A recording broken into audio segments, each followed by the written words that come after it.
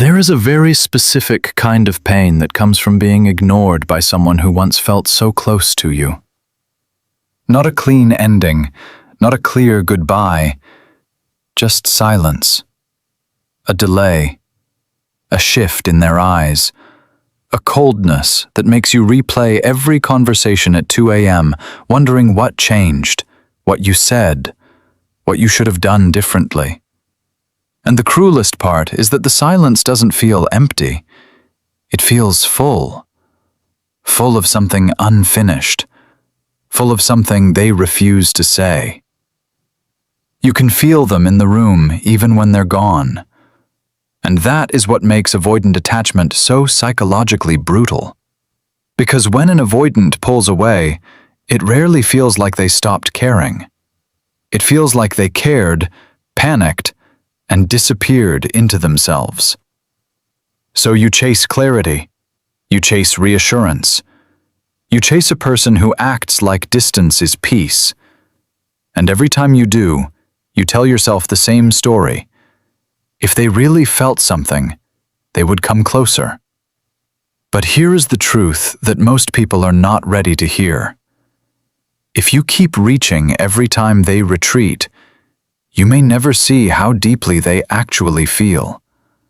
Because your pursuit becomes their anesthesia. Your messages regulate the discomfort they refuse to face. Your availability softens the consequences of their emotional absence. And the more you keep the connection alive for both of you, the less they ever have to confront what your absence would do to them. So no, this is not always about someone who didn't care. Sometimes, this is about someone who cared so much that their nervous system read intimacy as danger. That's the contradiction of the avoidant. They can crave you and resist you in the same breath. Their body can light up around you, dopamine pulling them toward the reward of connection, while their amygdala quietly sounds an alarm the moment the bond starts to feel real. Too much closeness, too much need, too much exposure. Their system doesn't always translate love as safety.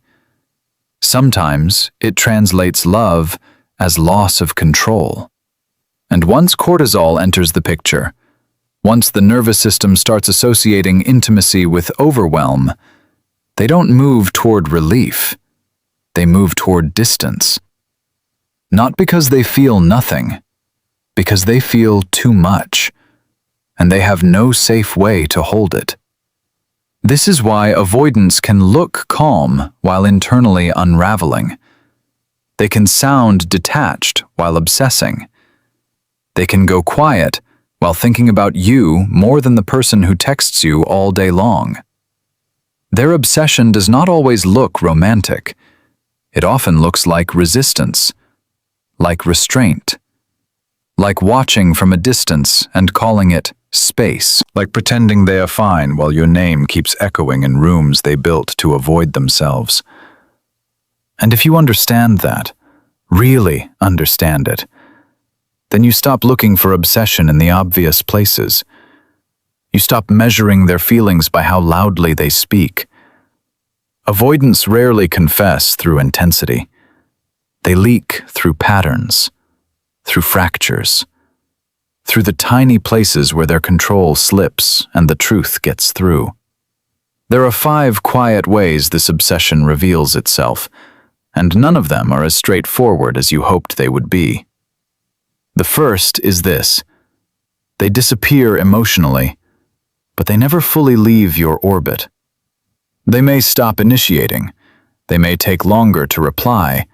They may act like they need space, like things got too heavy, like they're just busy or figuring things out. But somehow they are still there, watching your stories, noticing your shifts, liking something random after days of nothing, sending a message that says almost nothing but means, I'm still here. I still want access. I still need to know you haven't vanished. This is not indifference. Indifference is clean. Indifference lets go. Obsession lingers. An avoidant who feels nothing usually fades with surprising efficiency, but an avoidant who is secretly obsessed becomes inconsistent, not absent. They hover. They circle. They reappear just enough to keep the thread from snapping, because part of them wants distance, yes, but another part cannot tolerate the thought of losing their place in your world. They do not want the weight of closeness, but they cannot stand the finality of your emotional absence either. So they take the position that feels safest to them, close enough to feel connected, far enough to feel protected. And that space between those two impulses becomes torture for you. The second sign is even more revealing. They reach out at the exact moment they feel you detaching. Not when you were pouring love into them, not when you were over-explaining, not when you were trying to prove your value. Back then, your energy made them feel crowded, predictable, emotionally expensive. But the moment you go still, the moment your nervous system stops performing for their comfort, something changes inside them. They feel it. Suddenly they send, "Hey, just checking in." Suddenly they ask about something small they could have ignored.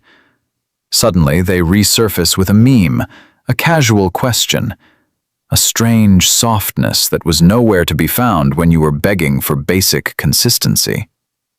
It feels confusing because it is confusing, but beneath the confusion is a very specific psychological truth. When they sense you emotionally withdrawing, their body no longer experiences you as engulfing. It experiences you as potentially gone. And that is when obsession wakes up. Because now dopamine and loss start dancing together. The reward might disappear. The attachment object might become unreachable. The person they assumed would stay is no longer leaning in. And what they couldn't value properly when it was secure, they begin to feel intensely when it becomes uncertain. This is why avoidants often seem most emotionally activated when you stop chasing. Not because they are playing a game better than you, because your silence removes the cushion. It forces them to feel the impact of you. The third sign is quieter, but deeper. They remember everything. Not the grand, dramatic things, the strange little things. The song you mentioned once in the car, the way you take your coffee, the name of your childhood dog, the story you told about that winter when you felt invisible, the offhand comment you forgot you ever made. Months later, maybe after distance, maybe after they acted like none of it mattered, they bring it up, casually, almost carelessly. But it lands like lightning, because you realize they were listening in places they never admitted. That is one of the most haunting parts of avoidant obsession. They often absorb more than they reveal. They may not give you the outward warmth that makes you feel chosen in the moment. They may not mirror your vulnerability with the emotional language you deserve, but their mind catalogs you. Their body memorizes you. Their silence is not always empty. Sometimes it is full of unsaid attachment, full of details they stored because some hidden part of them knew you mattered before they could consciously handle what that meant. People do not remember what they feel nothing for. They remember what marked them. And when an avoidant is secretly obsessed, you mark them in ways they won't admit out loud. You become a pattern in their nervous system, a face attached to arousal, calm, fear, comfort, hunger, tenderness, threat. You become emotionally complicated, and emotionally complicated people are very hard to forget. The fourth sign is the way they react to your energy shifting toward yourself. Watch closely. When you are focused on them, trying to decode them, trying to secure them, they often shrink back. But when your attention returns to your life, your body, your peace, your joy, something in them sharpens. They notice your glow. They notice your reduced availability. They notice that you are no longer leaking devotion through every word, and suddenly they become more attentive. Not always directly. Sometimes it is subtle. They ask more questions. They become more curious. They monitor more closely. They test the emotional temperature. Sometimes there is jealousy, but not the dramatic kind. It is quieter, more controlled. A slight change in tone when they hear someone else is interested in you. A strange urgency when they realize they are no longer the center of your emotional weather. A need to remind you that they still exist in your mind. Why does this happen? Because avoidants are often most magnetized by energy they cannot fully control. When you are collapsed into them, there is no mystery, no movement, no risk of losing access. But when you become grounded in yourself, when your nervous system stops broadcasting need and starts broadcasting wholeness, you become emotionally expensive in a different way. You are no longer asking to be chosen. You are becoming choosier. And that shift destabilizes the role they unconsciously assigned you. Now they have to reach. Now they have to feel. Now they have to wonder. That is when obsession starts turning inward, and they begin chasing in the only ways they know how. The fifth sign is the most important, and the most dangerous to misunderstand. They keep trying to reopen the door without truly naming what they feel. This is where many people get trapped. An avoidant who is secretly obsessed may come back again and again, not with clarity, not with accountability, but with emotional fragments. A late-night message, a nostalgic comment, a random, "I was thinking about you." A confession that almost says everything, then swerves at the last second. They reach, then retreat. Reveal, then deny. Soften, then freeze. Why? Because obsession does not equal readiness. Read that again. Someone can be deeply affected by you and still be profoundly unequipped to love you safely. They can miss you, crave you, dream about you, compare everyone else to you, replay your last conversation in their head, feel sick when they imagine you moving on, and still default to the same defensive patterns the moment real intimacy is required. This is where so many people betray themselves. They interpret obsession as transformation. They mistake emotional hunger for emotional maturity. They see the return as proof that this time it's real. Sometimes it is real, but real feeling is not the same as real capacity. And if you don't understand that, you will hand your self-worth back to someone just because they finally looked panicked when you walked away. That panic can be genuine. That longing can be genuine. The obsession can be absolutely real and still not be enough. Because what activates an avoidant is often not stable love. It is emotional contrast, your absence, your non-reactivity, the threat of losing access, the collapse of certainty. When you stop over-explaining, stop pursuing, stop volunteering your softness where it is not being held with care, their system can no longer keep you in the background as a guaranteed emotional resource. Now you become vivid. Now you become urgent. Now your silence forces them into contact with themselves.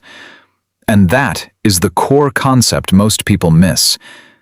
Your non-reactivity is not a trick. It is a truth serum. It reveals everything.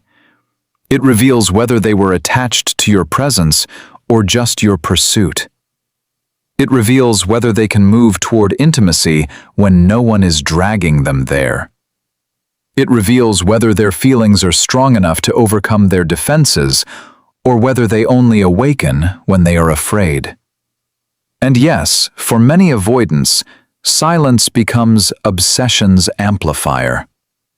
Not because silence is magic, but because in silence, they can finally hear what your constant reassurance used to drown out. They hear the emptiness of their room. They hear the routine that no longer includes you.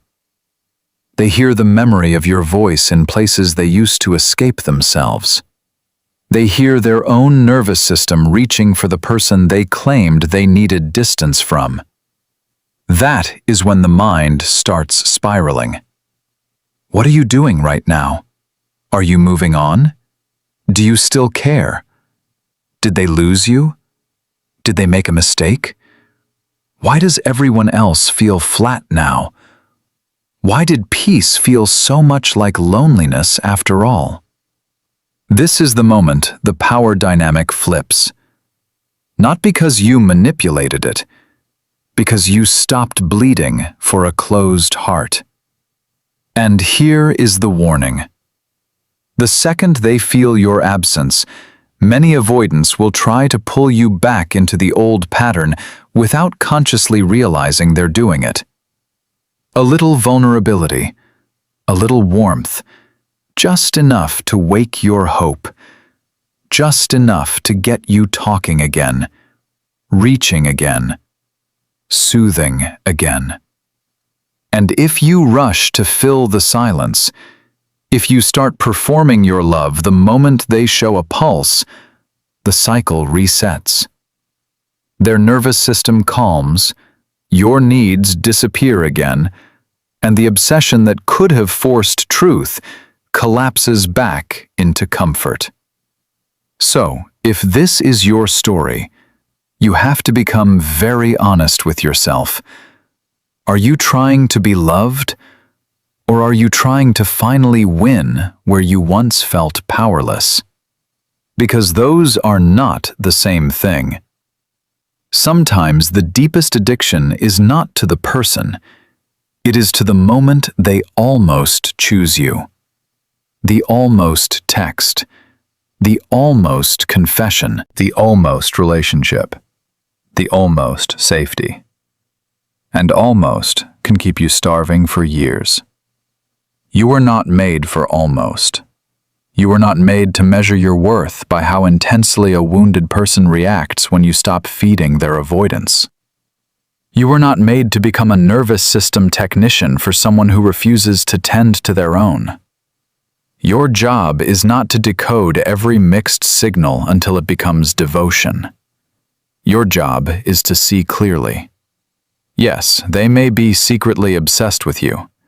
Yes, they may think about you far more than they admit. Yes, they may feel your absence like a wound they can't explain. But the real question is no longer whether they feel it. The real question is whether you still need their obsession to validate your value. Because the most powerful shift happens when you no longer care whether their silence hides longing. When you no longer need proof that your impact was real. When you stop asking, "Did I matter?" and start living like the answer was never in doubt. That is when your energy changes completely. You stop shrinking yourself into something easy to hold. You stop auditioning for emotional availability. You stop confusing pursuit with intimacy. You stop reading scraps as sustenance. And something inside you rises. A steadier self. A quieter power. A self-worth that does not tremble when someone pulls away. Then, whether they obsess or not, whether they return or not, whether they finally say the words or carry them like a secret for years, you are no longer trapped inside their pattern. You are out. You are not the unanswered text.